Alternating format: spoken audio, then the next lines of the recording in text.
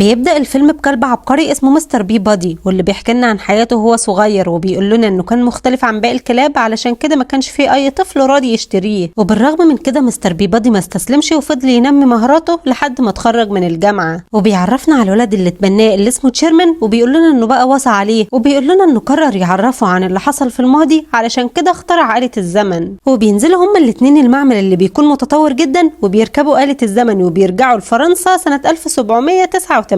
وهناك بيعرف مستر بي بادي تشيرمان على الملكة اللي بتحب الجاتو جدا وما بتحكمش شعبها بالعدل، وبسبب ان الناس كانوا عايشين في فقر عملوا ثورة واقتحموا القصر الملكي واحتجزوا كل اللي فيه. ووقتها مستر بي بادي وتشيرمان كانوا بيحاولوا يهربوا من المجاري، لكن الحراس حصروهم. لكن بي بادي بيقدر يهزمهم وبيكسر حاجز المية اللي موجود في المكان وبيهرب بسرعة هو وتشيرمان. وبذكاء بي بادي بيستخدم غطاء المجاري وبيتسبب في اشتعال الغاز اللي موجود في مية المجاري، فبيخرجوا بره المجاري بسرعة وبيطيروا في السماء وبيحصل انفجارات كتير. بعد كده بينزلوا في الغابة وبتظهر آلة الزمن اللي بيركبوا فيها. وبي بادي بيفكر تشيرمان ان بكرة اول يوم ليه في المدرسة، وبيشغلوا آلة الزمن وبيرجعوا للحاضر. وتاني يوم بيروح بي بادي وتشيرمان المدرسة، وبيدي بي بادي لتشيرمان صفارة علشان يستخدمها لو احتاج مساعدته. وجوه الفصل بتسأل مدرسة الطلاب عن جورج واشنطن، وبتنبهر المدرسة بتشيرمان لما بتسمع المعلومات اللي هو عارفها. وبيبدأ تشيرمان يحكي لاصحابه عن كل حاجة حصلت في الماضي مع جورج واشنطن، وبيكون كل اصحابه منبهرين بيه ما عدا بنت واحدة بس اسمها بيني اللي بتكون غيرانة منه. وفي وقت الغدا بيروح تشيرمان ياكل مع مجموعة من زمايله، لكن بتيجي بيني وبتتريق عليه، بتقوله انه ما ينفعش ياكل زي البشر زيهم لانه كلب زي الشخص اللي بيهتم بيه. وبتوقع منه سندوتش وبتطلب منه ينزل على ايديه ورجليه ويروح يجيبه. وبتاخد منه الصفارة وبترفض تديها له، وكمان بتمسكه وتضغط عليه علشان يقولوا انه كلب. وبعد شوية بنشوف مستر بي بادي اللي في مكتب المدير، وبيعرفه ان تشيرمان اتخانق النهارده مع زميلته، وبيوريه ملف فيه صورة بيني وهي معضوضة، وبيقول له ان تشيرمان هو اللي عمل كده. فبينصدم بي بادي لما بيسمع الكلام ده. وفجأة بتظهر واحدة في المكان وبتقول له ان هي من منظمة حقوق الطفل، وبتعرفه ان عادي الاطفال يتخانقوا مع بعض بس مش العادي ان هم يعضوا بعض. وبتعرفه ان هي هتزوره بكرة في البيت، ولو لقيت اي حاجة مش مظبوطة وصيته على تشيرمان هتنتهي للابد. وبنروح لبيت بي بادي وبنشوف تشيرمان وهو بيعتذر لبي بادي، وبيقول له ان بيني هي اللي استفزته علشان يعمل كده. فبيتأثر بي بادي وبيودع شيرمان وبيسيبه وبيخرج. وده بيخلي بي بادي حزين جدا، وبيفتكر زمان لما لقى كرتونة وشاف فيها تشيرمان وهو صغير، ومن وقتها قرر ياخده ويربيه. وتاني يوم بيصحى تشيرمان وبيستغرب لما بيشوف بي بادي بيجهز اكل كتير وبيسأله عن السبب. وفجأة بيضرب الجرس وبينصدم تشيرمان لما بيشوف بيني وعيلتها. اما بي بادي بيشكرهم لانهم وافقوا يزوروهم علشان يحلوا المشكلة اللي بين الاولاد. وبعدها بيطلب من تشيرمان ياخد بيني ويفرجها على المكان، وبيستقبل عيلة بيني وبيرحب بيهم. وفي الوقت ده تشيرمان بيحاول يعتذر لبيني عن اللي حصل، لكن بيني بترفض تسمعه، وبتقوله انه كل الكلام اللي قاله عن جورج واشنطن غلط. لكن تشيرمان بيقول لها انه متأكد من كلامه لانه شاف كل اللي حصل بنفسه، وده لانهم رجعوا للماضي. وبياخدها وبينزلوا للمختبر وبيحكي لها كل حاجة عن آلة الزمن، فبتتحمس بيني جدا وبتكون عايزة تجربها. لكن تشيرمان بيرفض لان بي بادي حذره انه يستخدم آلة الزمن لوحده. لكن بيني بتفضل تضغط عليه وبتستفزه، وبيركبوا هما الاتنين آلة الزمن وبينطلقوا. وفي الوقت ده بنشوف بي بادي وهو بيحتفل مع عائلة بيني. وفي الوقت ده بيروح تشيرمان يطلب من بي بادي يتكلم معاه على انفراد، وبيعرفوا تشيرمان ان هو وبيني سافروا لمصر الفرعونية وبيني رفضت ترجع معاه. فبيتعصب بي بادي وبيقول ان هو حذره قبل كده انه يستخدم آلة الزمن لوحده. اما عائلة بيني بيكونوا قلقانين على بنتهم لانها مش موجودة، وبيشكوا في شيرمان وبي بادي. فبيستخدم بي بادي مهاراته وبينيمهم مغناطيسيا،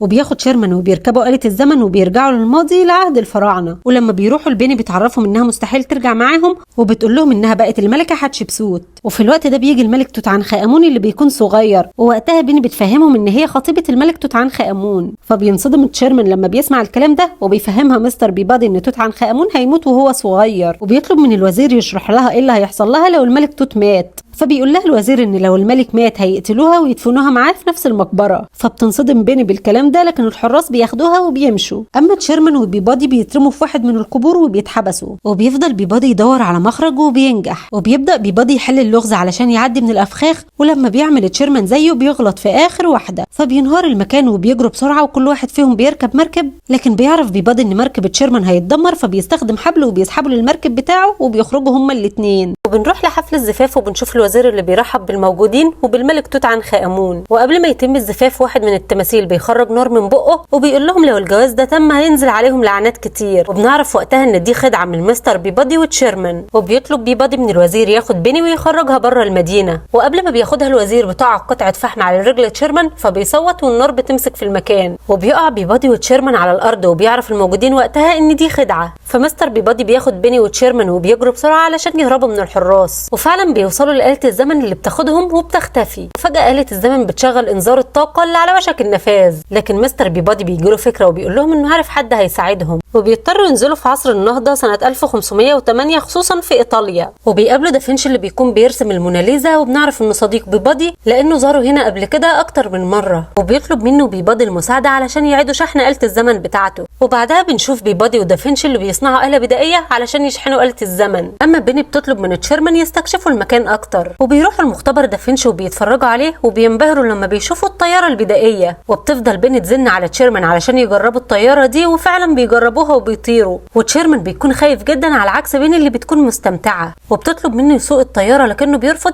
فبتسيب بيني اداه التحكم. وقبل ما بتصطدم الطياره في الارض بيسوقها تشيرمان على اخر لحظه. وبيفضلوا هما الاثنين يلفوا بالطياره وهم مبسوطين. ولما بيشوفهم مستر بيبادي بينصدم وبيقول لتشيرمان انه ما بيعرفش يسوق الطيارات. وده بيوتر تشيرمان وبيخليه يفقد السيطره فبيقع في الغابه بالطياره. ودافنشي بيكون فرحان جدا لان الطياره اللي اخترعها طارت. اما بيبادي بيكون متضايق من تشيرمان. اما دافنشي بيشغل الجهاز اللي اخترعه هو وبيبادي علشان يشحن الآلة وفعلا بيختفوا من المكان. ولما بيكونوا في طريقهم للرجوع للحاضر بيعاتب بيبادي تشيرمان على اللي عمله. فبتتدخل بيني وبتدافع عن تشيرمان وبتسأله عن السبب اللي هيخلي مؤسسة حقوق الطفل تاخد منه تشيرمان. فبينصدم تشيرمان لان بيبادي ما عرفوش الكلام ده. وفجأة بتظهر فجوة زمنية بتبدأ تسحبهم جواها. لكن بيبادي على اخر لحظة بيتحكم في الآلة وبيروح لزمن بعيد في الماضي. وبعد شوية بيتفاجئ بيبادي ان تشيرمان مش معاهم في المكان. وبيقول لبيني ان هما موجودين في وقت حرب طروادة. وبنشوف حصان كبير من الخشب موجود قدام قلعة. وجوه الحصان ده بنشوف مجموعة من الفرسان. وقائد الفرسان بيرحب بتشيرمان لانه اخر عضو انضم ليهم وبيشجعه علشان يحارب معاهم. وفجأة واحد من الجنود بيجيب لهم حصان صغير وبيخرج من الحصان ده بيبادي وبيني. وبيحييهم بيبادي وبيقول لهم ان هو هنا علشان ياخد تشيرمان. لكن تشيرمان بيرفض يروح معاه وبيقول له انه انضم للجيش اليوناني وهيحارب معاهم مهما حصل. وفجأة جنود طروادة بيسحبوا الحصان العملاق وبيدخلوه جوه القلعة. بتقوم حرب كبيرة جدا. وبيروح تشيرمان علشان يقاتل واحد من الجنود لكنه بيخاف وبيهرب. لكن الجند بيجري وراه وبيحاصره. وبيجي بيبادي على اخر لحظة وبينقذه. وللاسف باب القلعة بيقع على الحصان الخشب الكبير فبيحركه وبيني بتكون جواه. فبيجري بيبادي وتشيرمان وبيركبوا على الخيل وبيجري بسرعه ورا الحصان اللي بيتحرك ببيني بسرعه كبيره. وبيستخدم حبل وبيثبت الحصان الخشبي قبل ما يقع من على الحافه على اخر لحظه. وبيتعلق هو وشيرمان في الحبل وبيدخلوا للحصان الخشبي. وقبل ما بيخرجوا بيكون الحصان على وشك انه يقع من على الحافه. فبيضحي بيبادي بنفسه وبيخرج بيني وتشيرمان من الحصان اللي بياخده وبيقع من على الحافه. فبينصدم تشيرمان لان بيبادي مات وبيعيط. لكن فجاه بيجيله فكره وبيرجع آلة الزمن هو وبيني وبيقول لها انه هيرجع للبيت وقت ما كان لسه بيبادي عايش. وفعلا بيشغل آلة الزمن رغم كل التحذيرات وبيرجع للبيت وقت ما كان بيبادي بيحتفل مع اهل بيني. ولما بيروح لهم بيبادي بينصدم من لبسهم وبينصدم اكتر لما بيقولوا له اللي حصل. وفجأة بيجي تشيرمان اللي في الحاضر اللي بينصدم لما بيشوف نفسه. ولما بيلمس نفسه بتحصل حاجة غريبة. وبيقول لهم بيبادي وقتها انه ما ينفعش يكون في نسختين لنفس الشخص في نفس الزمان. وفجأة بيجوا اهل بيني فبيستخبى تشيرمان اللي في الحاضر علشان ما يشوفوهوش. وفي نفس الوقت بتيجي الست اللي من منظمة حماية حقوق الطفل علشان تتأكد اذا كان تشيرمان ينفع يعيش مع بيبادي ولا لا. فبيحاول بيبادي ينيمها مغناطيسيا لكنه بيفشل وبينيم تشيرمان اللي من الحاضر. فبينصدم كل اللي موجودين لما بيلاقوا نسختين لتشيرمان في نفس المكان. وفي نفس الوقت بيوصل بيبادي اللي بيكون لسه عايش وبيقول لتشيرمان انه صنع آلة زمن بدائية علشان يوصل لهنا. فبتستغل الست اللي من المنظمة الوضع وبتاخد النسختين بتاعه تشيرمان. لكن بيحصل حاجة غريبة للنسختين وبيحاولوا يندمجوا مع بعض. ولما نسختين بيبادي بيحاولوا يمنعوهم بيحصل انفجار كتير وبتندمج كل نسخة مع التانية. وبالرغم من كل ده جراني بتصر تاخد تشيرمان من بيبادي. فبيتعصب بيبادي وبيعضها. فبتتصل جراني بالشرطة وبتقول لهم ييجوا ياخدوا الكلب المتوحش اللي عضها. فبيجري بيبادي وتشيرمان ومعاه بيني وبينزلوا للمختبر وبيركبوا آلة الزمن. وبتختفي الآلة لكن المصيبة ان بيحصل ثقب زمني بيسحب الاشخاص من الماضي للمستقبل. وبتطرد الشرطة آلة الزمن بالهليكوبتر. وبتركب جراني عربية الشرطة وبتطاردهم. وبنرجع لبيبادي اللي بيفكر يحل المشكلة دي ازاي لانه ما عادش قادر يرجع للماضي. وللاسف آلة الزمن بتتخبط وبتقع على الارض وبيتجمع حواليها كل كل الاشخاص من الماضي، وبيخرج بيبادي وتشيرمان وبيني من الآلة والشرطة بتحاصرهم، وبتيجي الجيران اللي بتخلي الشرطة تقبض على بيبادي اللي بيقول لهم ان الوضع خطير جدا ولازم الثقب الزمني ده يقف. ووقتها بيتدخل تشيرمان وبيقول لهم ان هو السبب في كل اللي حصل وبيبادي ملوش اي ذنب، وبيقول لهم ان بيبادي ساعدهم كتير في الماضي وفي الحاضر وما ينفعش يحبسوه. ووقتها بيتعاطف كل اللي موجودين مع بيبادي وبيفتكروا ان هو ساعدهم وبيطلبوا من الشرطة ان هي تحرره، وفعلا بيحرروا وبيروح بيبادي يحضن تشيرمان وهو مبسوط. بس للأسف الثقب الزمني بيكبر وبيبدأ ينقل حاجات من الماضي للمستقبل، وكمان بينقل أبو الهول اللي مناخيره بتقع على جيراني. وفي الوقت ده بتيجي فكرة لتشيرمان وبيقول لي بيبادي إذا كان يقدر يسافر للمستقبل بدل الماضي، وفعلا الفكرة بتعجب بيبادي وبيروح يشرحها لكل العلماء اللي موجودين. بيركب بيبادي وتشيرمان الآلة علشان يسافروا للمستقبل، وبتنجح آلة الزمن إنها تدخل الفجوة الزمنية، وفعلا الفكرة بتنجح وبيبدأ الثقب الزمني يسحب كل الحاجات اللي من الماضي. وبعد شوية بتظهر آلة الزمن وبيحيي الشرطة وكل اللي موجودين بيبادي وتشيرمان. وبعد مدة بنشوف بيبادي اللي بيوصل تشيرمان للمدرسة وبيدخل هو وبيني مع بعض، وبنشوف ان المستقبل أثر على تصرفات الأشخاص اللي في الماضي حتى الفراعنة. وبس كده، ما تنسوش تعملوا لنا لايك وسبسكرايب وتقولوا لنا رأيكم في الكومنتات. سلام.